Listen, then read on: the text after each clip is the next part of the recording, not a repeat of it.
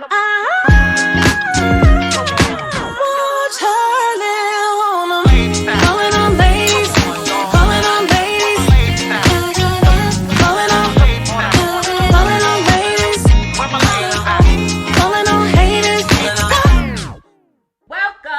to Pink Champs. We are not drink champs, but the women were there too. And we got our home stories to tell.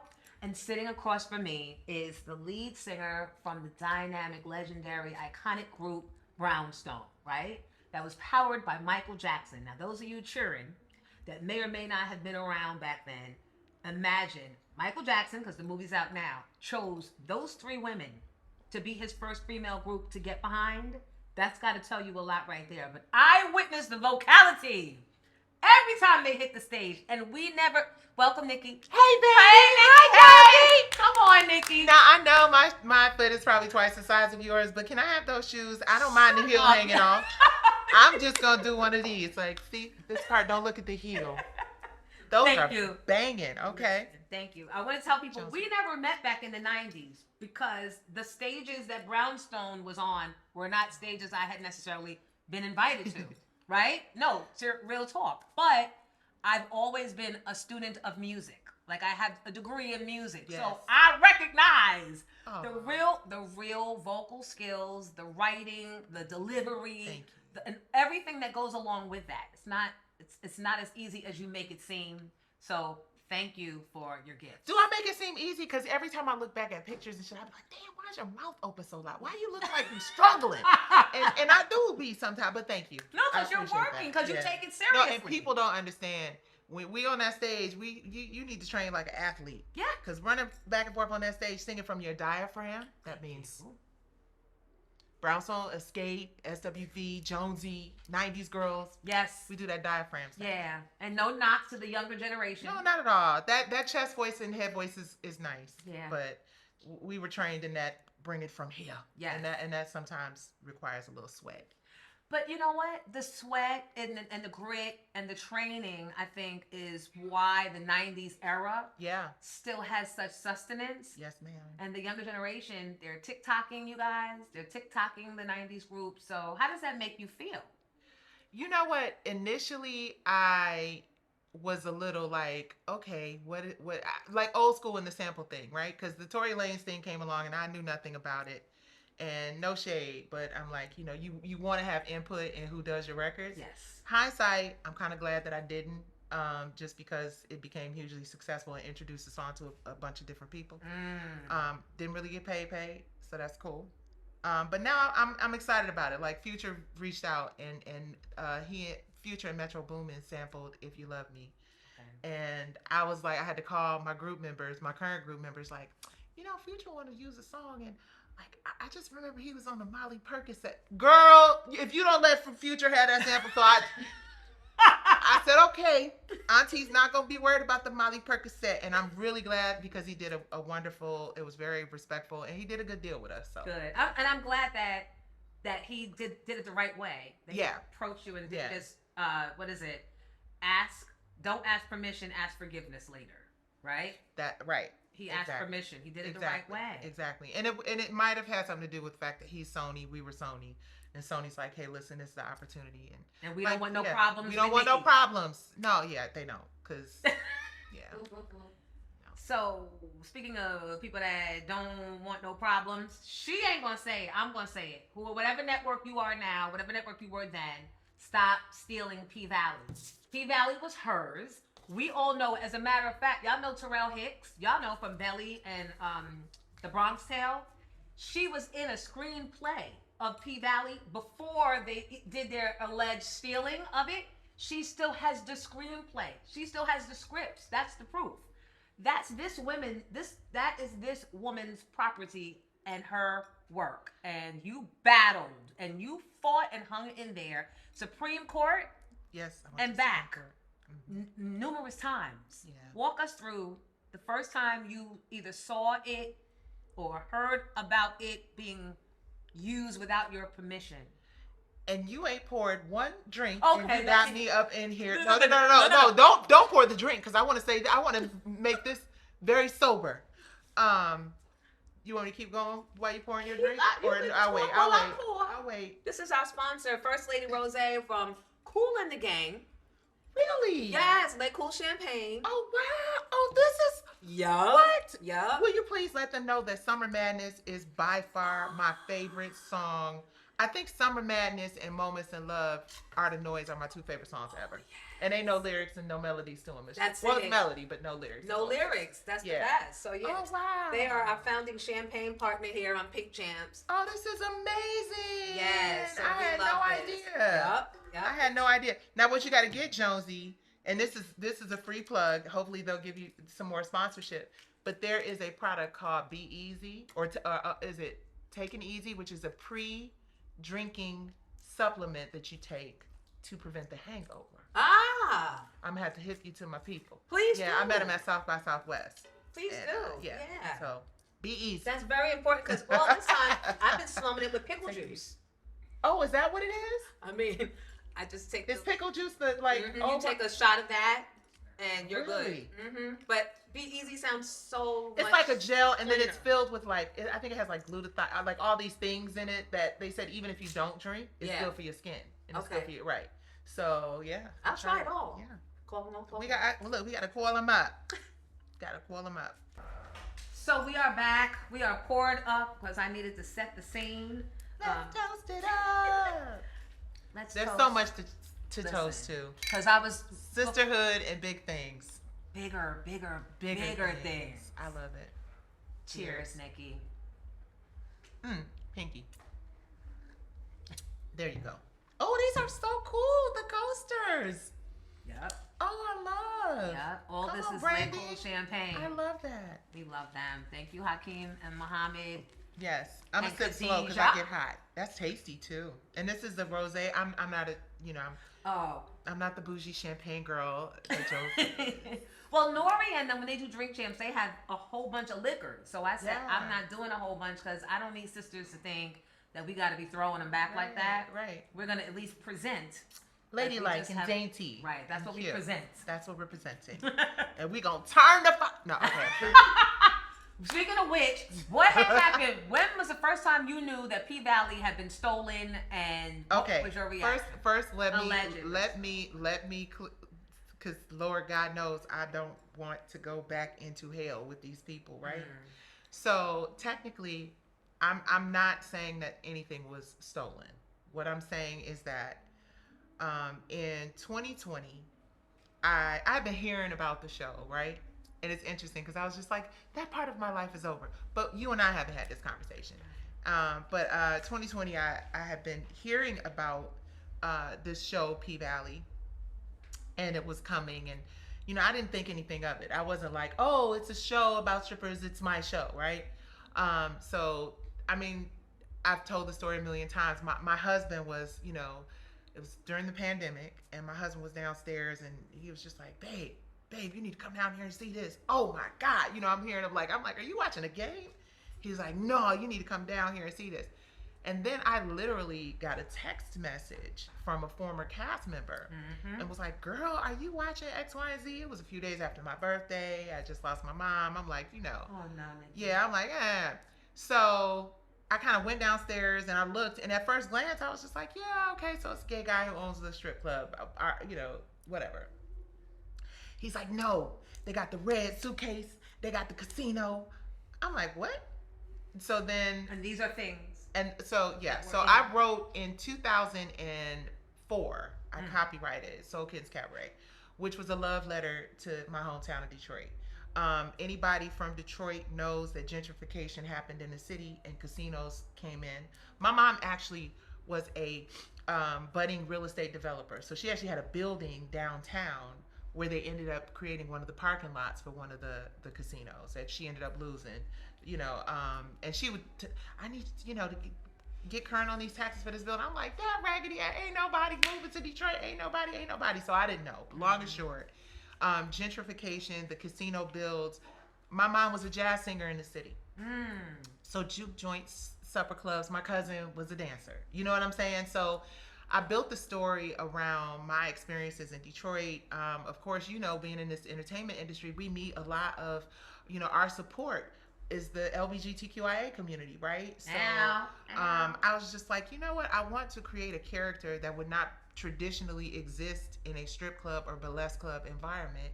So Tata Burlesque, story was of a non-binary person who lived in both the masculine and feminine, owner of a burlesque club, Kit Kat Club, and the club was up for grabs for a casino. And of course, I had the young girl coming from West Bumblefuck with a red vintage suitcase, and like, hey, I'm here, Right. And when I saw not only that there were very specific similarities, is what we've learned in the legal space to call them. Very similar similarities. Red vintage suitcase, LGBTQIA owned club. Each of the women, and I understand, like, there's a thing called scenes of frere. This is just a little education for y'all. Scenes of frere is just something that would naturally happen. So if we're doing a podcast, we know we'll have drinks. We know we'll have cameras. We know we'll have lights, right? But those little moments that weave a story together, the chronology of the story, girl comes in from nowhere, meets it was so similar that my character, and let me backtrack a little bit. So I never got the opportunity to see this on its legs. I did a play, Fantasia, Faith Evans. I really called all my friends, like, listen, y'all. We did a play. We filmed a DVD of a play, of a stage play, because that's when the whole stage play stuff was going on, right? I ended up going to meet with Lionsgate, the head of Lionsgate, which is the parent company for the people who produce P-Valley. I met with them and gave them a copy of my script, Curtains, which is a spin-off, a derivative of my stage play. Naturally, you're not going to watch a stage play on television. Theater is one-dimensional, right? When you get into the world, you got people pulling up in buses and coming in for, you know what I mean? Because wrote the script for the pilot, went in, met with the CEO of the company, because my attorney at the time knew the CEO of the company very well. I had worked on Meet the Browns with Tyler Perry, and I realized play to TV show was the way to go, right? So attorney arranged a meeting, sat down, met with the head of the company. I will never forget. It's not every day you meet with the CEO of a major company. So I met with the CEO. I remember him sitting across from me saying, and he said, Tata, I love that name, Tata Burlesque. And Tata, a lot of people don't know, means auntie. So Auntie Burlesque and Uncle Clifford, both existing in the same space, right? So I met with him around 2013, left 2 copies of the DVD, because I was supposed to be meeting with 2 people. 2 copies of the DVD, 2 copies of the pilot script, 2 copies of the stage play. Felt like the pitch went well. He said, I'm going to go read it with my family. I'll get back with Leroy, the attorney, mutual friend of ours, and let's see where we can go with this, if there's some place to go. Never heard back. You know how that works in Hollywood. Okay, didn't hear back. He wasn't interested. Was still plugging away, because I'd invested so much of my life and career in this story. And it was a very unique story. You had not heard this story before. So my husband calls me and he's like, yeah, this is SKC, or very, very similar. And I think it was maybe the 2nd or 3rd week, I finally kind of started catching up, and still didn't say anything, was just kind of simmering in it. And people from the cast like, oh, you done got a budget and cast. I'm like, no, this has nothing to do with me, right? But because you had not seen that story, to see it play out almost, in my opinion, and a lot of other people's opinion, exactly, I was like, let me see. And I said, if in the finale certain things happen that I know are privileged or from my story, verbatim, the whole thing. What's your name? Autumn Night. In my play, he says, what's your name? Brandy Whitaker. She comes in out of nowhere, auditions for the owner of the club, and he comes up from behind her. Same sequence in P-Valley. In my play, he says, you're not dressed appropriately. Go to the back and get yourself a costume. She goes to a wardrobe rack with white plastic hangers, same as in P-Valley. So scene for scene for scene. Like the one hanging there. Why don't we catch this hanger? Excuse Excuse me, people. Give us a second. No more wire freaking. No more wire hangers. Damn it. But so I realized after, watching the whole thing that it was going down. And I did not want to because I had the issue with R&B Divas. So I'm like, public is going to eat me up. Here she go again. Blah, blah, blah, blah, blah. The show had become a huge phenomenon. I wanted nothing to do with a lawsuit, right? It was very like, okay, I talked to a few people. What do you think? I don't want to be beefing with Lionsgate. I don't want to be beefing with Star. I don't want to beef with another black woman. Right. I don't want that energy. R&B Divas and what happened there was enough. But sadly, when my lawyers reached out to them, initially there was some, okay, so how do we, if this is what you believe, ma'am, how do we fix this?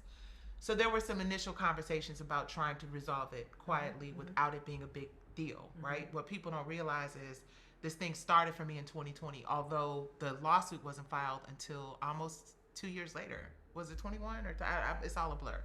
So they offered me something that I thought was insulting and not representative of what I built the story for. I had already worked with Tyler, so I knew the value at that point of ownership. I'd already had R&B Divas snatched from under me, so I understood I needed to have ownership and what that meant for generational wealth in my family and long term.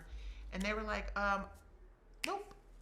And we ended up in Atlanta for a year, and then not knowing, I just thought, at the very least, I'll have an opportunity to present this to a jury. Yeah. Right? Because there's enough. The lawyers were like, am I tripping? Or what? Like every single, it wasn't just my attorneys, right? I had conversations with several. Right. Not one attorney was like, you're crazy. You're tripping. This isn't the same.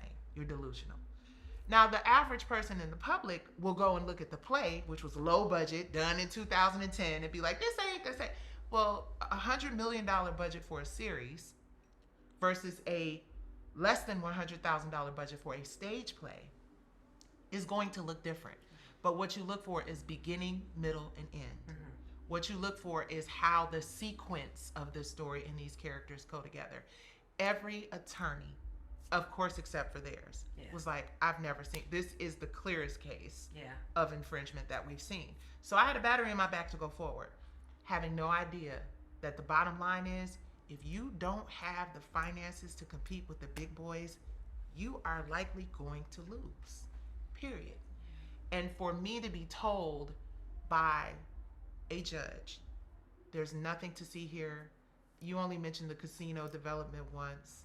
Your character is gay. He's not trans or non-binary wasn't a word then. Like there were certain, you remember, but he was getting technical. In 2003, right? You know what I mean? Judges be on no shade, but he was like mid 80s as a judge, so things change and whatever. Right. And it moved from Atlanta. It was in Atlanta for a year, and then miraculously they were able to move it to LA. And I knew when it moved to LA, and I did my research. I said, "Oh, this is what this is going to be." So I fought for 5 years. It literally, it almost broke me. It did break me financially, like mentally, emotionally, because I'm like, all I'm asking for is an opportunity to go before a jury and for them to look at all the facts. A jury, not an 85-year-old judge. And then when I looked and I was like, oh, so this is a machine. You don't take on the machine. Right. That's what it is. You don't take on the machine, no matter what you think, no matter what it is. And while they were like, oh yeah, well, whether she sat with us or not, they're not the same. So they won this case based on convincing all of the judges, the appeals court judges. I don't think the Supreme Court even gave it the time of day, right? Which was really disappointing. But I was a pro se petitioner in the Supreme Court. Can I just applaud you for that? Just the fight and the determination and just the hanging in there. Yeah, I wouldn't give it up. I love that because so many women would have, so men would have. Yeah. And I think it's relevant for me to bring this up now because we're seeing it with the Supreme Court. We're seeing it with the judges. We're seeing it with the both parties, the Dems and the Republicans. Everyone could do the right thing, but because everyone's hands are dirty, because everyone's hands are in the pot, no one will do the right thing, and they will try and convince the people that we're doing something wrong or that we're not seeing what we see. That was the hardest thing for me was if I went to trial and I lost, I went to trial and I lost. But to fight for 5 years and be millions of dollars in debt and to slap me in the face, punch me in the eye and kick me down the stairs, they charged me all of that company's legal fees and said you had the audacity to bring this in my courtroom as if it was so frivolous. I had an expert who I'm actually going to court with in September because his fees were through the roof and I still owe him like $30,000. And I was like, look, can I break it down? I'm just keeping it real because it's public information. Can I break this down? Because I just came out of a lawsuit. I was a caregiver for my sister who died of brain cancer while I was in the lawsuit. All of these things have happened. I'm rebuilding my company. Can you put me on a payment plan? They're like, no, we need our $30,000 tomorrow. So now I have to go. It's ongoing and it is constant. And to see the public respond, and public support was high because people, when they looked at it, if you looked at the 57 similarities in the video that we created, exact, there were 57 substantial similarities in story, in character. Like it might be shame on you. It was shame a lot. Shame on you. You know, and shame on you. I didn't say it. She did. Yeah, I can't. And that's the other thing. That's the other thing. You have to tiptoe around because and that's how they get away with it. I understand. Yeah, I know. And they I wasn't tiptoeing over. Yeah.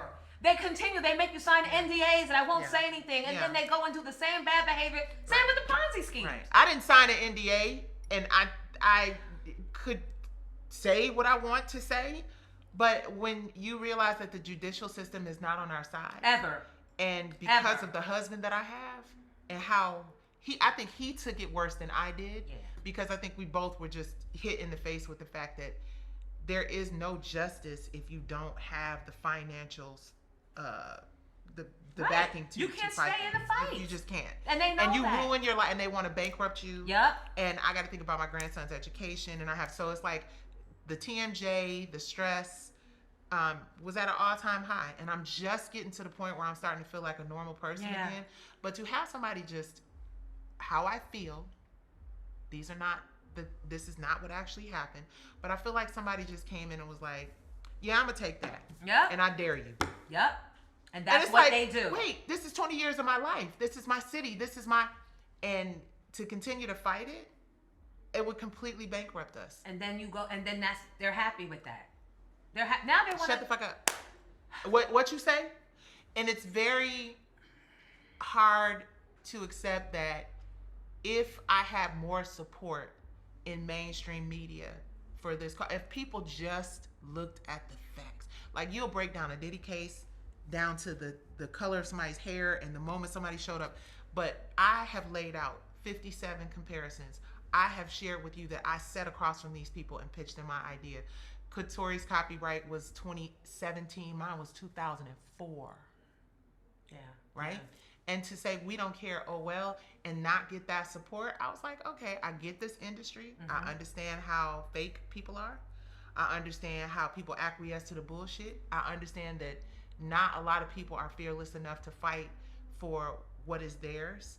So when I look at these countries and I look at these systems where people are just, here, we're going to take that. We want your oil. We want your this. We want your voting rights. We want everything. You know what I mean? It's just, and to see people cower and not say, hey, no Roger, no rerun, no rent. Right. If I came up in a different time, I'm like, don't y'all remember Prince wrote slave on the side of his face? Yeah. Don't y'all remember Michael Jackson said this motherfucker is the devil?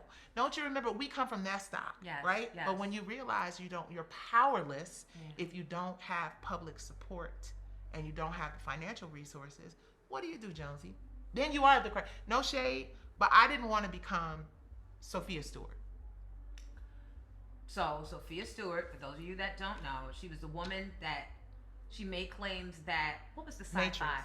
Matrix was her. She came on my show, and when she came on my show, I was pulled to the side because again, she was going up against a huge movie house system, and the radio station I was with at that time knew they're not gonna go after Jonesy in the morning because she ain't got what they want. They're gonna come after Emmis, and they were not. Same thing. So you go and you're like, hey, listen, can you help? Sorry. No one wants that. to. Nobody wants to open the door for you. Yeah. You know what I mean? And I get it.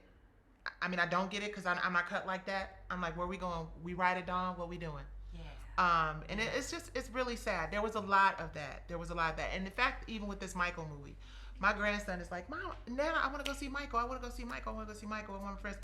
I'm like, okay, I'm going to take you. So the feeling of having to go and put my little $20 or $50 into Lionsgate's pocket because they produced a movie about the man who changed my life is like pop, pop, kick, scramble. You know what I'm saying? But I have to just let it go. And it's been the most difficult thing of my life because the show may come back. Who knows? And when it does, I'm going to have a whole nother year of, you know what I mean? And that's to see somebody rolling out. That's like somebody, you know, that's your car they done took. Yeah. You recognize your win. You can't do anything. And everybody, look at that car. That's the shit. Oh, your broke ass ain't got no car. But I'm like, I made that car. Right. Like that, right. You know. So it's hard. It is mentally a game of chess.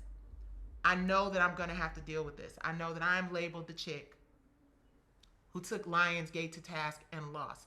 I don't see it as a loss when I was never given an opportunity after 5 years and millions of dollars to sit in front of a jury. A judge made that decision instead of 12 jurors. So that was, in my opinion, me being denied my constitutional rights. And that is where and this is where we are today. It happens over and over and over and over. But I still say, I'm not giving up. Not at all. Yeah. I'm not giving up, and I'm glad that you didn't give up because you created that. You create more. Absolutely. And now, real quick and dirty, I'm actually doing a vertical series using AI-generated characters to share the story because it's such a beautiful story. So I've just started doing like these little micro 2.5, and people are like, oh my God, I want to see this. I want to see this. And that's not to, it's my shit. It's therapy for me. No, it's good. I love it though. That's that. And it's good. That's that get back. That's that water sign get back. I'm not giving up, honey. I ain't giving up. No, and not because I want to cause issues, because I really want the shit to just go away. Like I never want to hear from them. I never want to see them. You don't owe them anything. If you did want to cause them issues, yeah, cause them issues. I'm tired of them taking advantage of the little guy. Like, go create something of your own. If you are such the gate of the lion, go and roar. Why are you stealing other people's things? And then paying off, allegedly, in my mind, this is me making up stories, maybe not, paying off judges and paying off, there's always a connection. Even if it's not a direct payoff, if someone kids play soccer with someone else's kid, you can't do that, make this go away, make her go away, or someone's father needs something over there, so make this go away, or I'm gonna not give you what you need to win this case.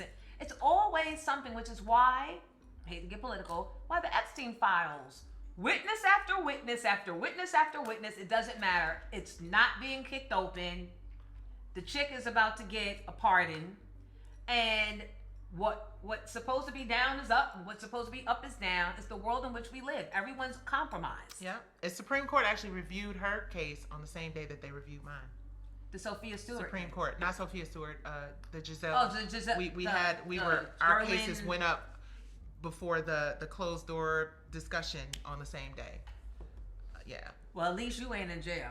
Right. Thank God. Cheers to that. Thank God. Cheers to that. Thank you, Jesus. Thank you, God. And like, let me say this. It's interesting because when I was going through the R&B Divas thing, which I'm sure we'll talk about. I'm sure we're going to talk about that, honey. But when I was going through the R&B Divas thing, that was my first, like just completely broke me. Again, created something, brought all these people to become a part of it. Never thought I would recover from that because there was a lot of ego because, I just was like, wait a minute, I look crazy on TV and I'm not even, I was very in my like concerned about what people think. I love y'all, but I don't give a flying frog leg about what another human being thinks about me, who does not know me, who does not love me, who does not feed me, right?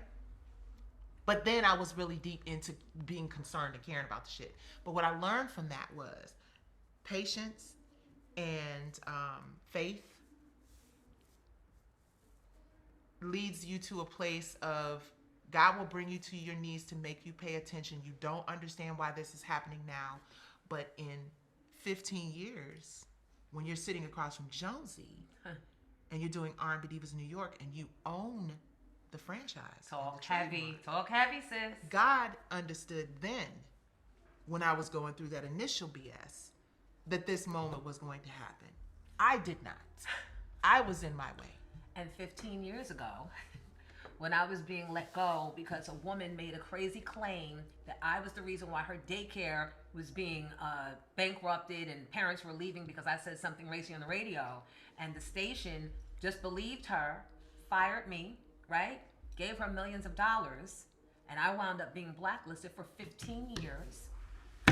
And your company reached out to me. I'll never forget. You were doing a show called From the Bottom Up. Mm-hmm. And while I knew I didn't have many options and I probably should have been all in for From the Bottom Up, the title made me think, is that how the world views me? Because the women on that show had gone to prison. They had gotten, one of them was doing illegal butt injection. Mm-hmm. It was those levels of things. And my thing is that how the world is looking at me now? So I was feeling the shame. I was feeling the rejection. I was feeling like, God, what is it that you are trying to show me? Didn't know that what you said, that he was bringing me to my knees, but I got on them, right? And I stopped fighting. And I stopped trying to rush back out, and I stayed home with the kids. And I got rid of the nannies, because you no longer can afford them anyway. But I was at every recital, every football, every wrestling, every PTA, everything. And suddenly, after I got into the Word, I found a pastor, Darius Daniels, who gave me the Word that I could understand, in a way I could understand it. Not with the thou, out, art. He broke it down in layman's terms. Come on. Day-to-day application of walking on water means what drowned you 15 years ago, you can walk away from today. Baby. Right? Baby. Once I got that message and I started writing it down, I'll never forget, I was sitting outside, it was during COVID, I had a tent so the bugs wouldn't get me, and I would play it and write down things, and every day I would plan to apply it in my life some way. Out of the clear blue sky on my birthday in 2021 comes a 90s radio station that gets developed in New York City. And who do they call? Josie! To come and help it, right? And I'm like, God, you know, I think my birthday is an international holiday. It is. So you knew to open the station, like I would make the court. So when you say... Absolutely. I didn't know that. Nope. I had no idea. We never do. And we would never make the choice to go through that suffering on our own No. without God saying, this ain't for you right now. Greater later. And when you talk about From the Bottom Up, what's really interesting is From the Bottom Up came from me hitting rock bottom. But people don't know this, but, well, some people do. Let's take a break. Okay. Let's take a break. I want to know what people don't know, because, oh, girl, come on. I know. R&B I've been in New this York. industry too damn long. I'll be talking too damn much. No. Move me along in the conversation. No, you give good story. I will never interrupt that. No. Yeah. We'll be back. It's Pink triggering as fuck. We'll be back with Pink Champs because obviously the women were there too. Yes, we were. Hey, boos, hey. Now, y'all know I could not have done this by myself, so let me take a moment and thank the sponsors who continue to support Pink Champs because the women were there too. Make My Fish. 2 locations, 116th Street in Harlem and Central Park Avenue in Yonkers, serving soul, seafood, and community from Harlem to Yonkers. Carla's Kids, located at 101 Central Avenue, 2nd floor, Clifton, New Jersey, where they're building confident learners, strong families, and brighter futures. Thank you, Carla. Nationwide Bus Charter, because Nationwide has got your ride, and Nick has been riding with me from the beginning. So for your group events, your special outings, corporate travel, girls' night out, call Nick today to make your reservation. And Lake Cool Champagne and First Lady Rosé. Raise your glass to celebration, sophistication, and libation. Ask for Lake Cool Champagne and First Lady Rosé, because they're the perfect complement to every special occasion. Now back to the foolishness.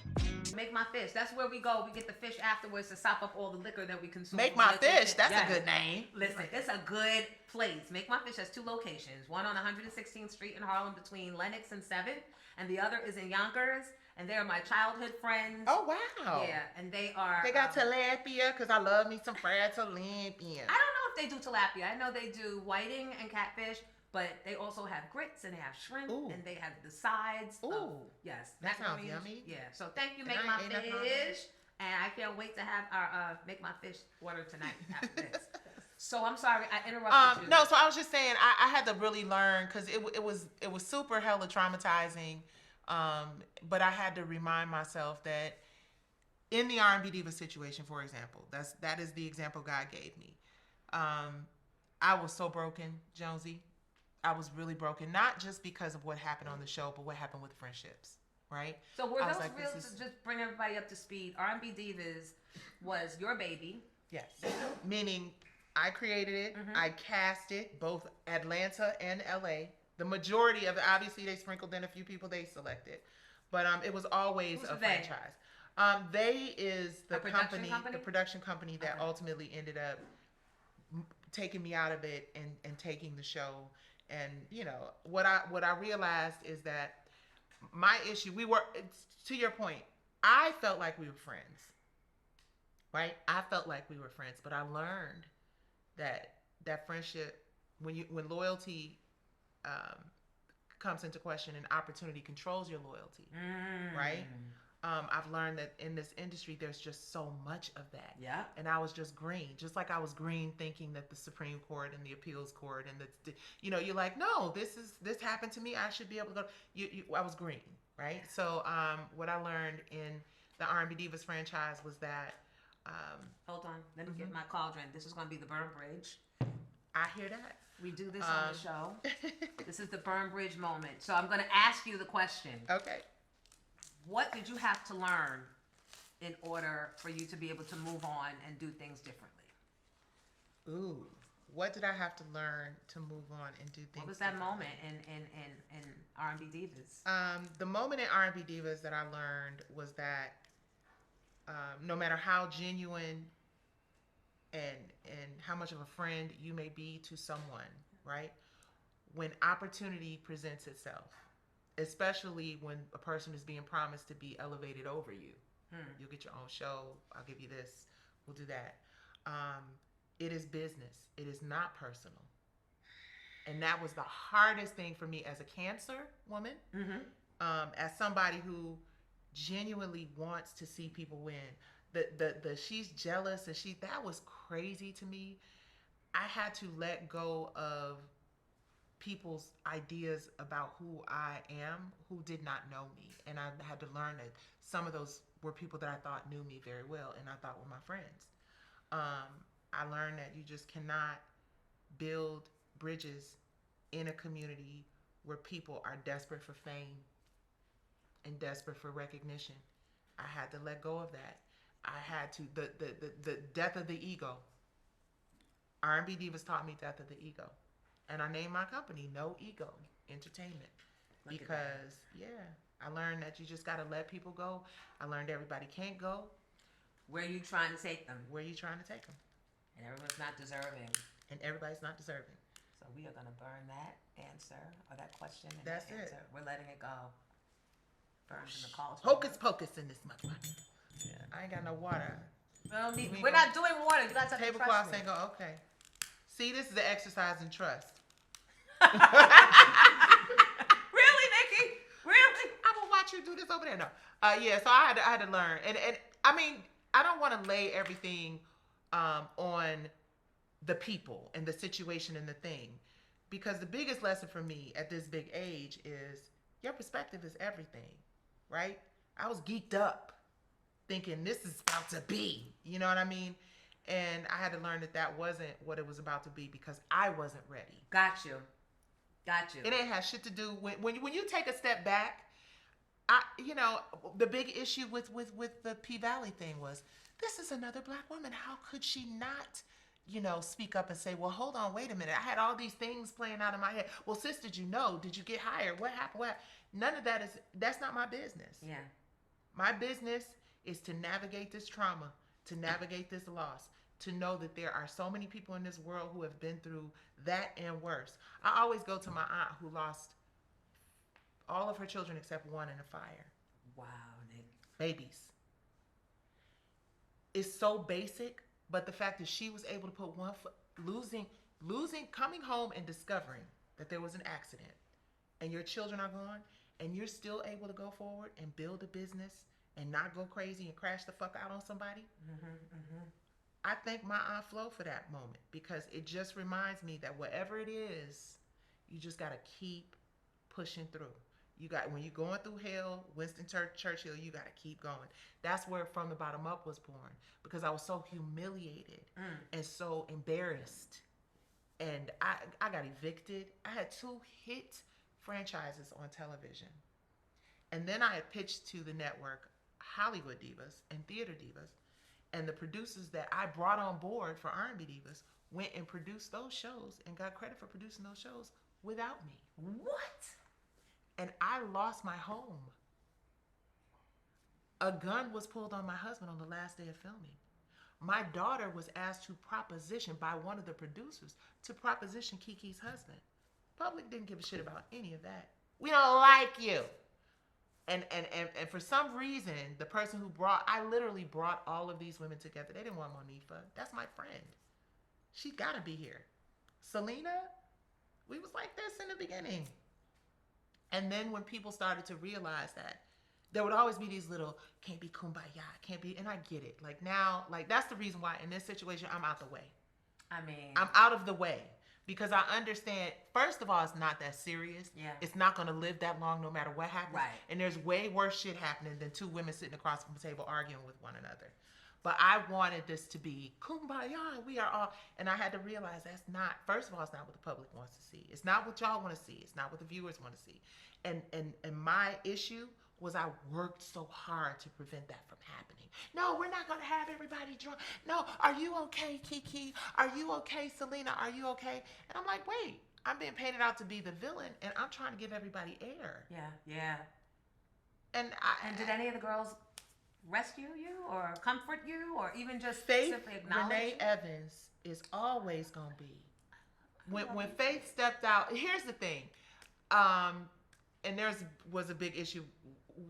Whatever, I'm about to get into this Kelly thing. I'm not gonna do that. But here's the thing. Well, the Kelly thing. No, Kelly wasn't my partner. But she became a part of the show. She became a part of the show. Yeah. Exactly. But my when I saw it play out and Kelly was the Nicci, you know what I'm saying, like the archetype, right? I'm like, oh, this is what. So for Faith to step out on every interview, she said, I don't know what's happening with this editing or whatever, but that's not my friend. That didn't even happen. Like Faith. Come on, Kiki, Faith. Listen, come on. They said Nicci Gilbert is a terror to work. They put it on Radar Online, which was this huge thing with my picture. Nicci Gilbert is a terror to work with. They're going to fire her, and the producers are bringing in Kelly Price to replace her, and blah, blah, blah, blah, blah, all this stuff. TV One issued a statement like, no, Nicci is a model partner, blah, blah, blah, blah, blah. You know, she busts their ass. Nobody cares about that. Yeah. If it bleeds, Yeah, if it bleeds, it leads. I didn't know that. And I was just walking around here like big, friendly, gullible. Like, come on, hey, and you get a car, and you could be a diva, and you could be. And I did not realize these women don't really give a fuck. Yeah. They need their bag. They need to feed their kids. Listen. And honestly, the adult, evolved version of me, I get it. Because I'm not going to help you feed your babies like that. Even though I offered Selena, yeah, y'all can come live in my house, or y'all can come, you know what I mean? Everybody doesn't have that spirit. And that is not what they were there for. They were there to get their careers going. Yeah. They were there to get viewership.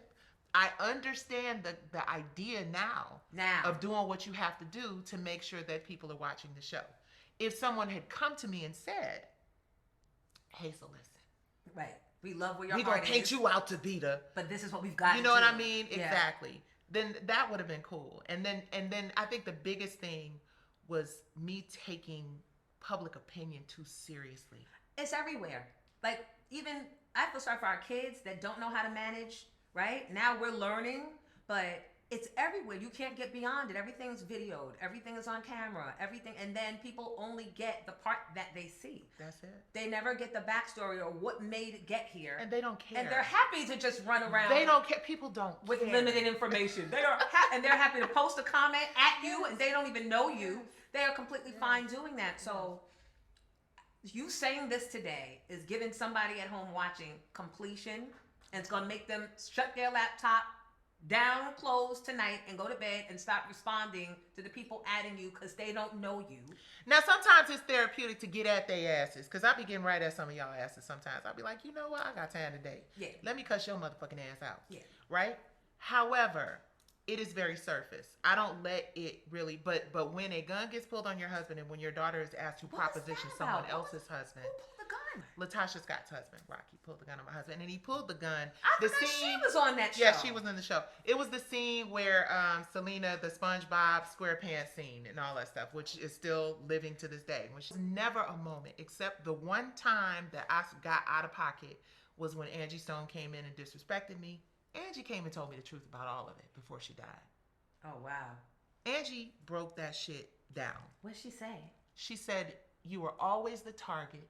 They were always giving us information to use against you. They wanted you out of there. We would have meetings about you with several people involved because they wanted you out of there because you're trying to water the show down. They could have just said, look, I would have taken the back seat as an executive producer. I wanted to, at that time, protect my friends because I asked them to be a part of it. So Angie told me things that I will never repeat. Things that literally broke me down. Like, really, it was that? Why did Angie, out of all the women on the cast, were you and Angie tighter? Angie and I were cool. Well, Soul Kittens, all of them were a part of Soul Kittens Cabaret. Monifa, Selena, Angie, Faith, long before R&B Divas ever came along. So they knew where R&B Divas came from. They knew that this was a thing that I created, that I brought them all. It was like it was my business. It was my thing. Yeah. I'm here on Pink Champs. Right. I'm not coming in Pink Champs trying to manage or micromanage and take over your shit. Right. This is your thing that you created. You invited me to be a part of this. I get it. And I don't care how successful it becomes. I will always respect R&B Divas at New York. I own the master brand, but this is your shit in terms of how you're putting this together. It is what I would have liked for people to have been giving me the opportunity. And again, it wasn't about it being watered down. Season 1, I thought was fantastic. Yes, we all watched. And the reason why, and I always said, if we don't change the direction of this franchise, nobody is going to want to fuck with this show. And just like the shit just popped up. You know, I don't know what it is. Maybe that was my sister. Like, but it went. Nobody wanted to deal with this show. Everyone said Kelly Price was hospitalized behind this. So many other and people assume that the issue was and has always been with me because of certain producers. Yeah. Who just get out there and put that into the universe. Oh, right? Welcome to the part. They do it all the time, right? Yeah. But now, let's put it this way. How many women could you actually go to and say, hey, we'll do R&B? They tried to do the shit without me and it didn't work. It went away.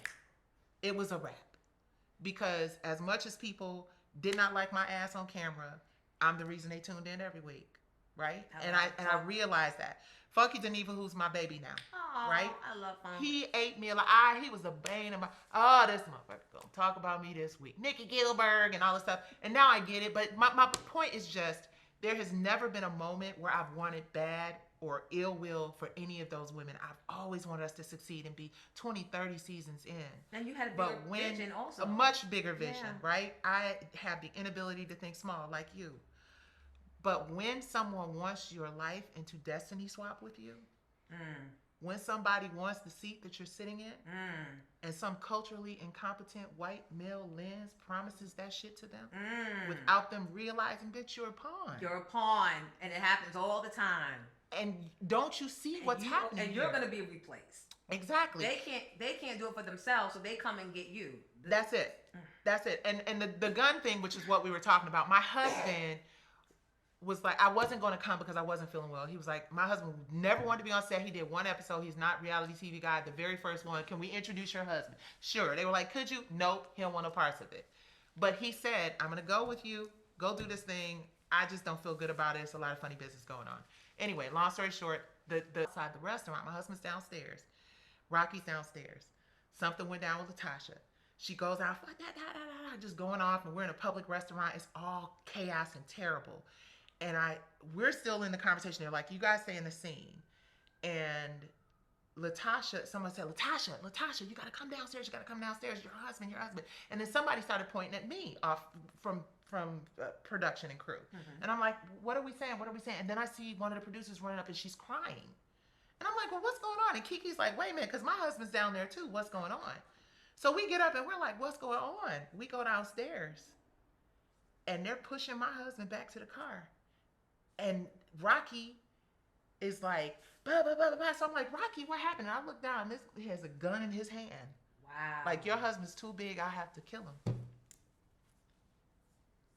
Wow. And I was like, what the fuck?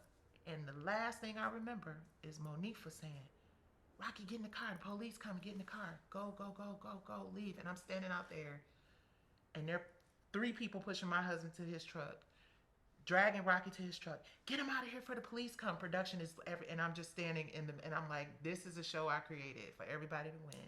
And my husband could have lost his life, or me walking up asking what went wrong could have ended my life. Now, it ended quickly the same night, because Rocky, please put your husband on the phone. I need to talk. Because my husband was like, no. Rocky and Latasha came to our house for a scene. He's like, they know where we live. So he got on the Philly calls. And he is one of the most silent, quiet, non-bullshitters that you will ever meet in your life. On Philly. And I knew at that point, it was over. No more conversation. He said, you have to make a decision. Because this ain't no TV shit that's happening right here. They know where we live. This nigga pulled the gun out on me. And I called the network and I said all the things I needed to say to them. And Rocky was calling and Latasha was calling. He's like, please just put your husband on the phone. We need to talk. This is some man stuff, blah, blah, blah. And my husband finally broke down after everybody called him, and he got on the call. And I just heard, hung up the phone. And I said, so what are we, I'm tripping, like, so what are we doing? He's like, this is where I handle this. You be over there. And that was it for me. They walked out to the car and there was a whole conversation. And then Rocky came back in and said something. And my husband said, fuck you and her. And then it was like, fuck me. And then it turned into like, man, Philly, ATL or whatever, Chicago, whatever, you know what I'm saying? It turned into that. And he was like, oh, really? And Rocky's like, I'll be right back. You know how it goes. Yep. And I'm glad it didn't go all the way. Man, listen, R&B Divas was about to be... Was Hot 97. I mean, the most gangster show ever. I know this scene all too well. Yeah. Wow, It was terrible. It was terrible. And Kiki was pregnant, and it was my fashion show. And my daughter, who was 21 at the time, not even 20 at the time, one of the producers walked over and was like, we're going to sit you next to Kiki's husband. Could you just rub his leg? They had asked Ramona DeBro to do it. She was like, are you crazy? I asked her to host. Are you crazy? I'm not rubbing this man's leg. They asked her to do it first. Then they went to my child and was like, could you rub Kiki's husband's leg? And they did not tell my husband. My daughter went to tell Lenny, and he was like, listen, don't say nothing to her until y'all wrap this whole day up. Because you would have just... Let her do this fashion show. It's Mother's Day. Let them do their Mother's Day thing. And so he said, babe, come here after we wrapped. And I was like, what? And he was like, come here. And he had a room full of people. He's like, tell her what y'all did. I was like, what? Oh, we made a bad TV call. We really feel sorry. We would never do this on it. Tell her what you did. With your child. I was like, 20, not even an adult. 19, actually. And not knowing her history, not knowing what she had been exposed to in the past, not knowing anything about her except this pretty young girl we're going to get to rub Kiki's. What if Kiki reached over and punched the shit out of her?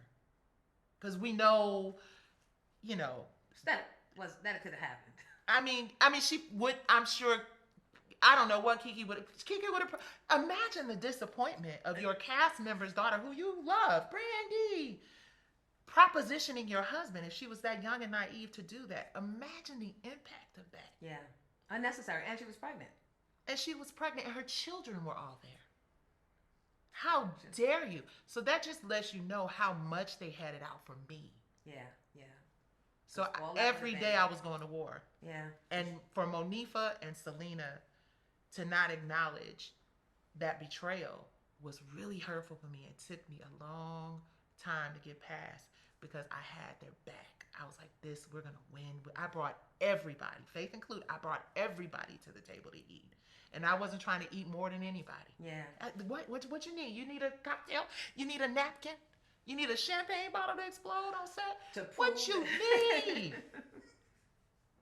And them wouldn't spit on me if I was on fire. Yeah. So that was hard. So, small violin. I did not know. And then to have all those things happen. And then to say, because you are, Jamie Foster Brown, bless her heart, called me after the gun incident. Sister to Sister magazine. Go look it up.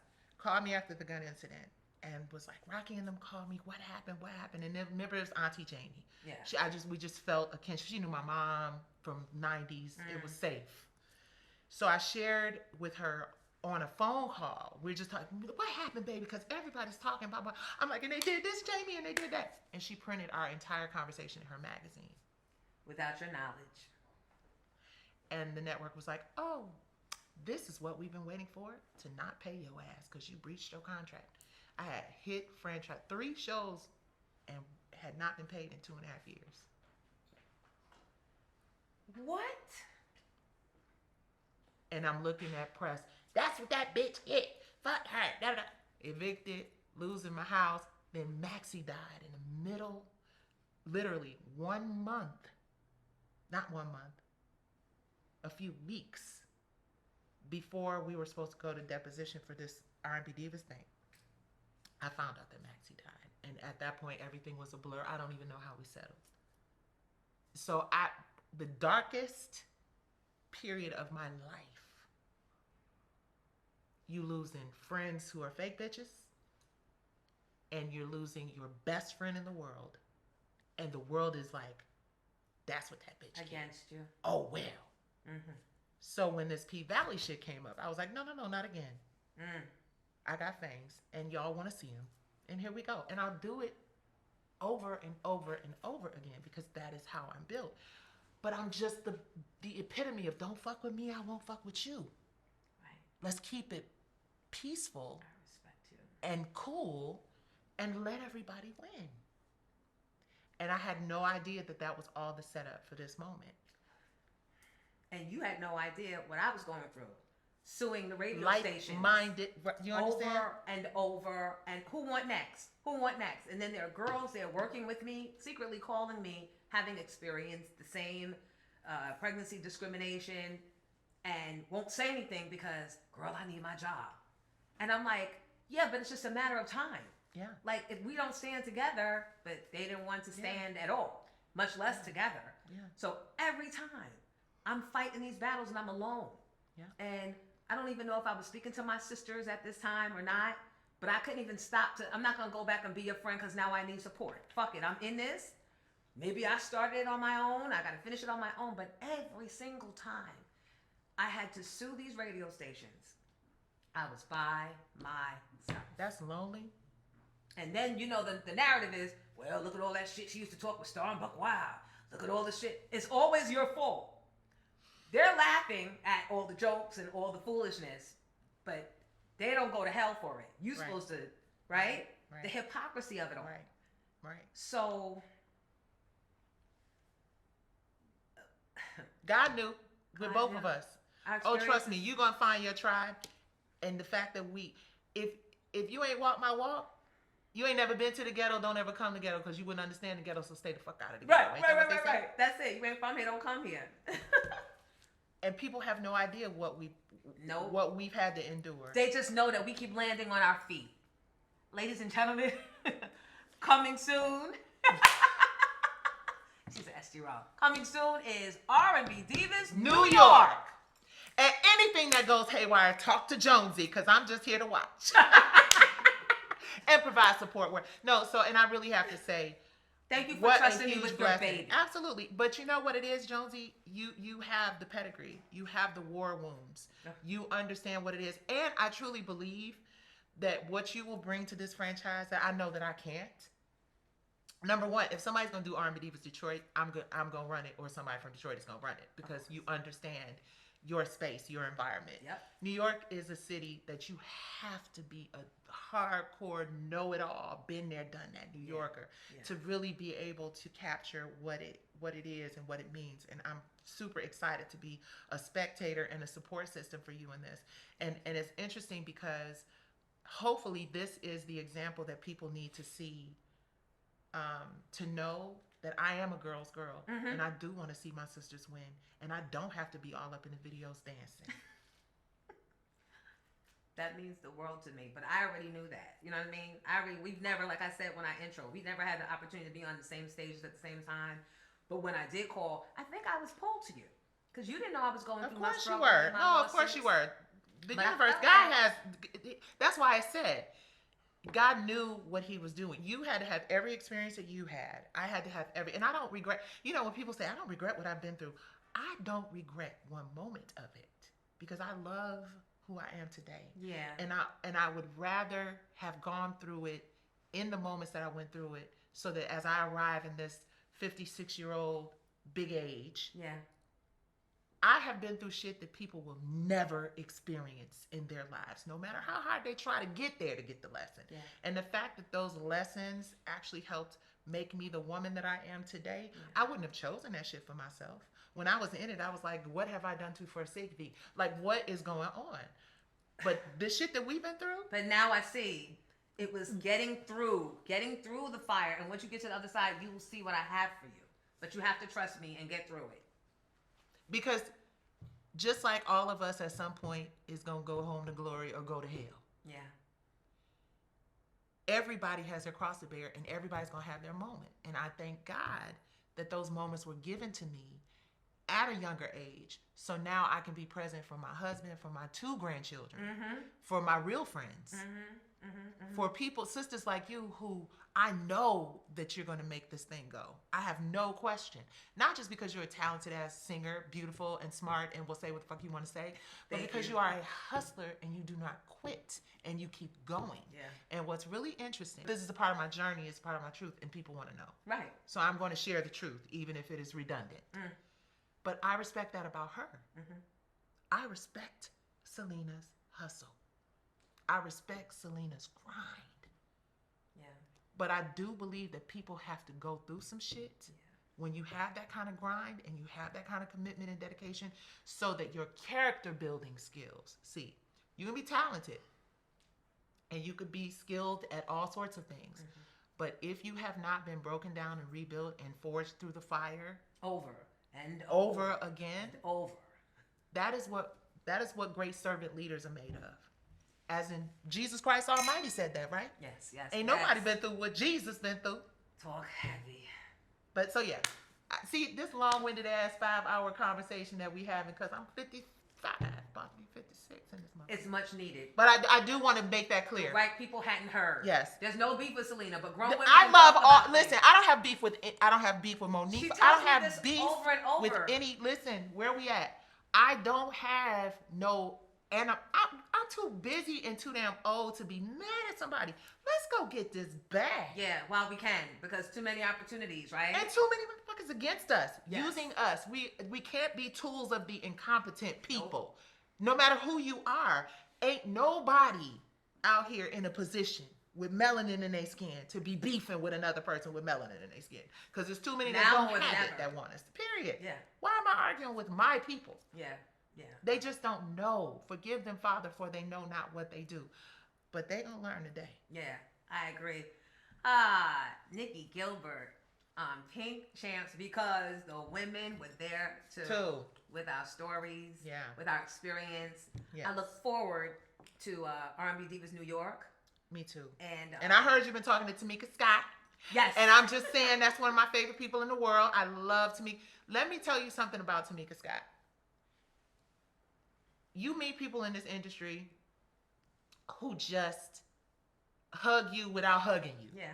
The way the conversation, the just always a smile, always positive, always from the first moment I met her. She has always greeted me with so much. She's actually I'm doing a scripted project called It Girls. She's in the scripted project, her, Terrell Hicks, whatever. So I'm just going to say, you the boss lady on this. Yes, you know, it's going to be talking to Terrell too. Yeah, see, that's what I'm saying. You got a the girl. Bunch of loveliness. Listen, so you got to bring the cast to the table reads and such. But I love them, and I love what this is about to become. Yeah. And I support it 100%. And Thank I'm out you. the way. Thank you. So y'all can make great fucking TV. And y'all are going to rebuild this franchise. And hopefully what it does is it encourages some of these other women. Because again, it looks like it's just R&B Divas Atlanta, Nicki, Selena, that whole thing.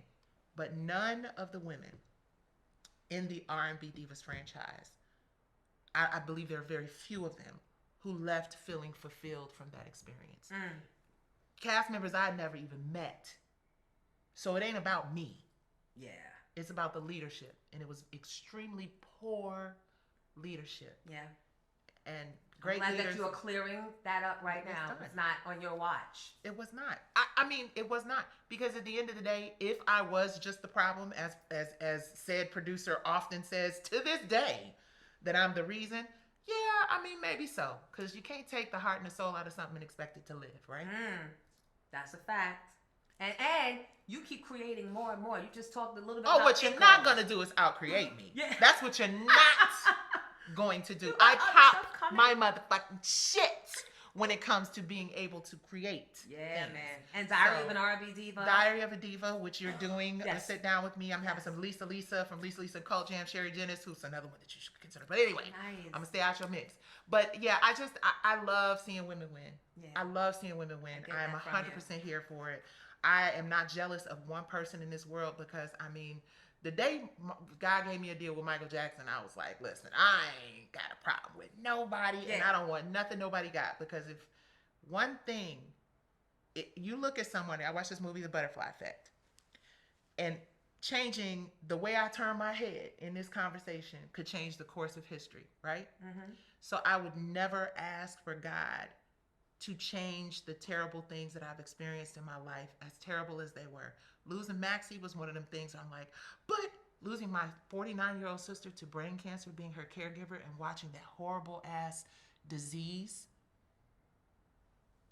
even in that, there is something, maybe way down the line. Yeah. Maybe it's her grandbaby who she loves so much. Maybe it's her, I don't know. But God makes these things happen to and for us for a reason much greater than us. And we just got to be humble about the shit and just be like, okay, Lord, I'm going to ride with you on this. This shit don't feel good. I don't like it. I wouldn't have chosen it for myself. But I know that there's something bigger here. Yeah. And it ain't about me. It's bigger than us. But that takes a lot of growth and maturity. And right now, what you're saying is speaking to somebody right now that has to make a decision of which way they want to go. You want to listen to God, or you want to keep on hitting yourself, hitting your head on the wall, doing the same shit over and over again. That's it. All the ladies are welcome. Not one woman who was a part of the R&B Divas franchise, as far as I'm concerned, is not welcome. And this isn't my thing, because I didn't make R&B Divas Atlanta by myself. Right. I gave birth to it. I nurtured it. I loved it.